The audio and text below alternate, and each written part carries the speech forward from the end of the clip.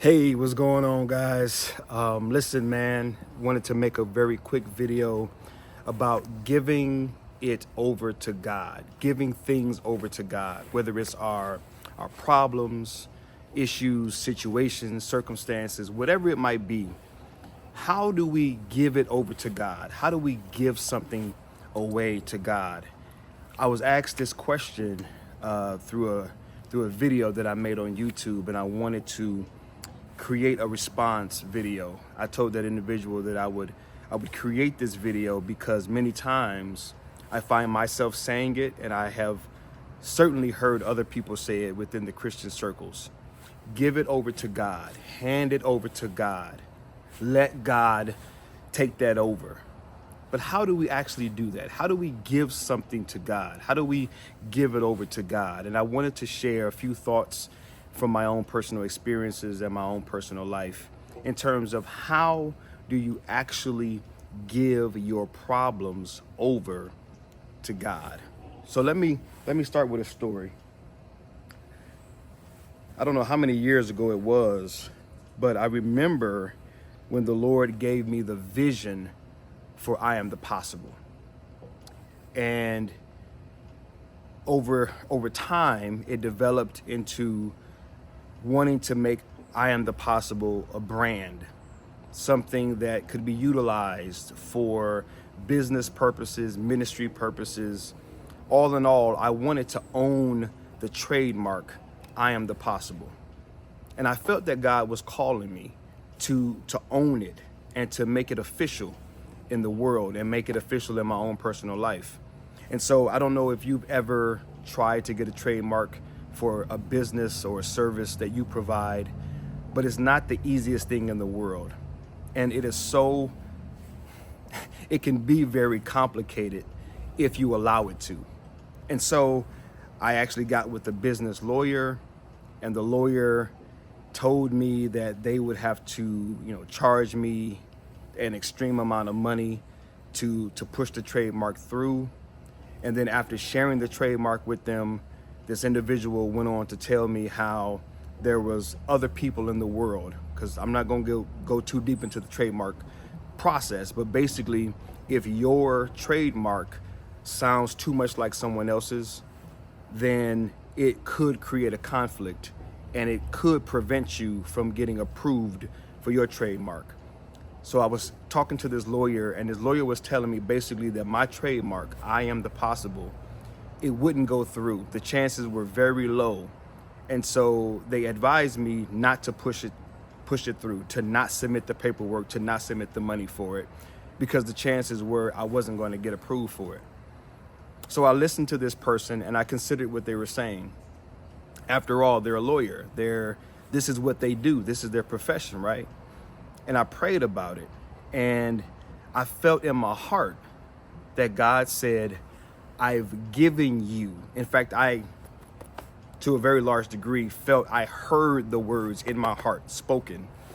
I've given you this. It's yours. It's okay to pursue it. And so what I did was I didn't even deal with the lawyer no more. I got on the website and I began to read the process line by line myself. Now, I had heard from other people, it's a difficult process, it's a hard process, don't worry about trying to go through it, it's too hard, it's too difficult. And to be honest, guys, I didn't know what I was doing, but I gave the process over to God. So I got on the website, I began to read the information, and I just did my very best. I submitted what they said to submit. I made my payment, and the way that the website is set up, it's very cryptic. It has all of this tiny writing and all of these big words that I don't know much about. And at the end, it said, if you hit this button, your money's gonna go through, the submission is gonna go through, and there's no going back. If it doesn't get approved, we keep your money. And it's not the cheapest thing in the world. And so I felt like God was saying, go for it, it's yours. So I hit the button and I submitted it. Long story short, there's 3 ways that your trademark gets processed. It's one, they look it over and it gets approved. It's a thumbs up, no problems. 2, they look at it, there's some question marks because maybe someone else has something similar, and it has to go through all of these checks and balances, and it might not get approved, and it may be held up for months at a time, sometimes even years. And thirdly, they look at it and they know right off the bat it's a denial. And I remember praying and hearing in my heart that I was to believe for option number 1, that it would be approved in record time. And so I took this, I remember taking this green marker and outlining, because I could print from the website the different paths that your trademark could take. It like outlined on this graph those 3 lines that your trademark submission can take. And I remember taking this green marker and just highlighting that first path, that it would get approved without any problems. And so as I did that, I took that piece of paper with the green marker on it, and I put it up on my office wall where my desk was sitting, at my house. And I put it up on the wall. And in record time, y'all, your boy secured his trademark. It didn't come back in 6 months and 9 months or whatever they normally say. I think it took something like 4 months, like record time. And I'm not promising you this, and I'm not saying that if you're believing for something that it's gonna pan out the exact same way. If you guys watch my other videos, you know that I believe that God is an individual God. He is a God who will treat you and love you and relate to you on an individual basis. There are universal principles that we can all tap into, but our relationship with God is unique, and it's a specialized one-on-one type of relationship. So what he does for me, he may not do for you, and what he does for you, he may not do for me. But that's a whole nother video. My point is I got the trademark. I didn't know what I was doing, but I got the trademark. So why did I tell that story, and why is that important to how we give something over to God? The way that we give something over to God is by letting go of the stress and the worry and the fear attached to the outcome. Many times when we're upset about something, we're angry, we're frustrated, we're going through a situation, we're dealing with something, we're wrestling with something. We're usually doing that within our own strength and within our own power, within our own reason. We're usually doing that out of our own knowledge, maybe the way that we've learned how to deal with things. And we are struggling and stressing and striving to get that thing done with the information that we have. And we are using all of our energy, we're exerting all of our knowledge, and we're exerting all of ourselves trying to force or trying to get something accomplished. And what it means to give something over to God is to consciously say, God, I don't have the strength, I don't have the wisdom, the knowledge, just like I didn't have the knowledge or the wisdom to submit this trademark. It was my first time ever submitting it. And I did not know, I truly didn't know what I was doing, but I knew the one who knew what he was doing. You know what I'm saying? And so giving it over is by you consciously, number one, letting go of the worry and the stress that's associated with you being the solution, or you being responsible. That's the word that I really wanted to get to. You being responsible for the outcome. It's the responsibility that we're giving over. When we give it to God, we're just giving the responsibility of bringing forth an outcome to God. When I hit that submit button for that trademark, I gave it to God. I didn't know what I was doing. I had to submit the responsibility of bringing forth the outcome that was proper for me. Whether it was approved or denied, the outcome was no longer in my hands, but it was in God's hands. And it relinquished all of the pressure and all of the worry and all of the stress associated with me being responsible for it. Let me give you this last analogy that actually came to mind when I was thinking about this. I don't know if you're married, if you are a father, perhaps with a daughter that maybe you've given away in a wedding. Maybe you are married and your wife's father gave her away. But regardless of the circumstances, in a wedding, in a traditional wedding, the father walks the bride down. It's his daughter. And once they get up to the front and they're before the minister, the husband will come down. Like when I got married to my wife, I came down off the little altar thing, and there was my wife, and then there was my father-in-law. And the pastor said, "Who gives this woman away?" And the father said, "I do. I give my daughter away to this man." So my father-in-law gave my wife, his daughter, away to me. The father, up until that point, was responsible for the daughter.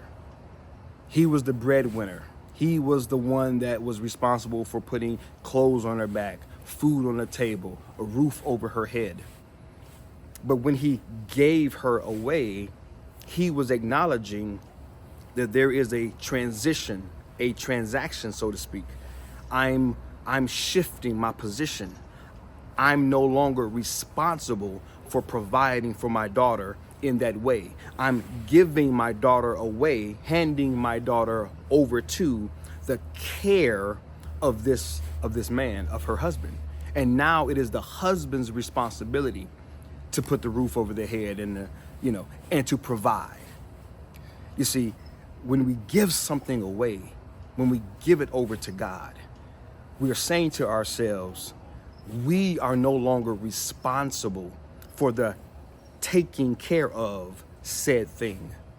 We are no longer responsible for carrying through the plans of said thing. Now, we do our due diligence, and we do whatever God is leading us to do. Just like with my example with the trademark, I still needed to get on the website. I still needed to pay for it. I still needed to submit it. But the responsibility of the outcome, I no longer had it. Because God said to submit it. I believed that God said, this is yours. It's okay for you to pursue it. So I pursued it. At that point, it's no longer mine. And when you look into scripture, I forgot the address. You can look it up yourself.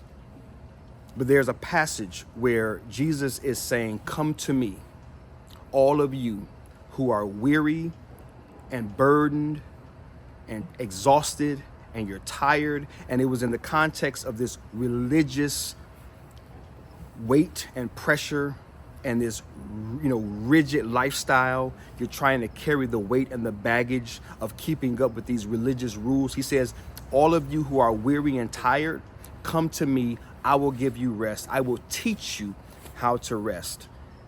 Hand over the responsibility. You don't have to continue to stress and to strive and to worry and to burden yourself any longer by carrying something that it's too heavy for you to carry. I'll carry it for you, Jesus says. And I think in the same light, when we give something over to God, it is a spiritual thing. So you are giving it over, right? Spiritually, you're saying, "Lord, you are God and you are greater than me and you can do greater things than me." You are giving it over emotionally. You're no longer going to worry and stress and be anxious and be wore out, right? Exhausted emotionally. You're giving it over sometimes physically. You're giving that thing over, right? I just took my computer. My computer broke the other day. Just as an example, I have one of those flip screen laptops, and I went to close it. I was on my way to church, and I was going to close it, and somehow the little mechanism snapped and popped and, scratched the screen up, and I don't know how to fix it. Well, yesterday I took it down to the shop and I handed it over to the expert, to the guy who owns a computer repair shop. He knows what he's doing. He knew exactly how to fix it. He knew exactly what went wrong. He explained it to me, and I have complete confidence in his ability to fix my computer. I had to give it over. So sometimes it's a physical giving over to someone else who knows what they're doing, and no better place. I mean, God knows what he's doing, right? So we're giving it over mentally. We ain't gonna, right? Because when I submitted for the trademark, I'm not gonna stay up all night worrying and stressing about it. I'm not gonna lose no sleep, right? I already hit the button. God said, hit the button. I already hit the button. That's it. So mentally, you're giving it over. Spiritually, you're giving it over. You're acknowledging that God can do what you can't do. Emotionally, you're giving it over. Physically, you're giving it over. How do you give it over? You consciously acknowledge that all of the inner stuff, the mental, emotional, spiritual, all of the inner stuff, you're no longer going to hold on to. You're no longer going to carry that burden. You're no longer going to carry that weight. You're going to give it over to God, and you're going to allow God to do what he needs to do and bring about the outcome that is the proper outcome. And maybe the outcome isn't always the one that we expect, anticipate, or desire. But many times, it's those kinds of outcomes that if we look at it with the proper lens, we learn the most from, we gather the most from, and we are made better because of. So whether it pans out the way you want it to pan out, or it pans out a completely different way, trust that it is truly a part of the process and the plan for your life. And know that when you give something over, you are giving over the responsibility of bringing forth a particular outcome. That's what it means to give something over. Just like a father giving over his daughter in marriage, I give my daughter away. She's no longer my responsibility. She's now your responsibility, and you guys can go off and make a better life together. The same is true with anything that you're holding on to and anything that you're dealing with. You're literally saying, God, I now hand this over to you. I'll still do my due diligence. I'll still do whatever you instruct me to do. But the outcome, that's what gets us. It's the outcome. It's the outcome.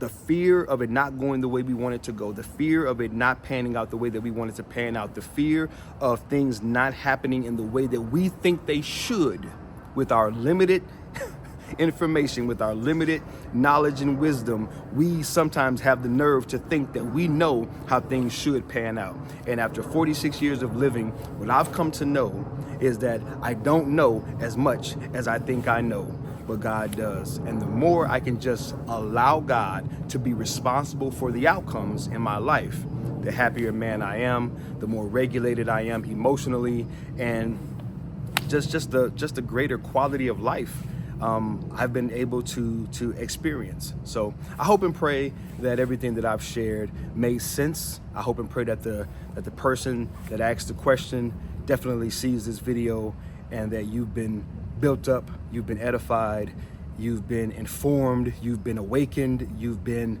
made aware, you have been inspired, you've been motivated, you've been elevated, you've been all types of good stuff, because that's my intention in this world, is to be a part of bringing good information to those that are seeking it, that we might live the greatest quality of life possible.